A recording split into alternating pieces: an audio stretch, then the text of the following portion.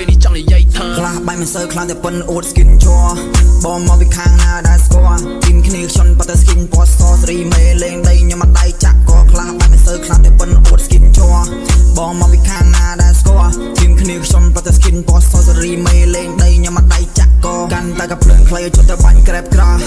enemy ឃើញរត់ប្រេះប្រាស់ឈានចឹងចាប់ទៅលើឡានចៅ recall ហៅគ្នាជុតតែបាញ់ក្រែបក្រាស់ map ហើយក៏ខ្ញុំនេះបាញ់មិនច្បាស់ខ្ញុំដៃ recall ខ្ញុំ recall លឿនណាស់លេងអនតែកណិតខ្ញុំមានអត់ចេះបំពេញហើយឌីគេផ្ដេផ្ដាខ្ញុំមិនមែនមកឌីតែខ្ញុំចេញមកដាលេងជើងសេរីមេផ្ដេផ្ដាគេថាគេមេធំតែពងធំច្បាស់ណាទោះក៏ខ្ញុំជាអ្នកធ្វើឲ្យចាំមើលឲ្យច្បាស់ខ្ញុំមិនមែនមកឌីតែខ្ញុំចេញមក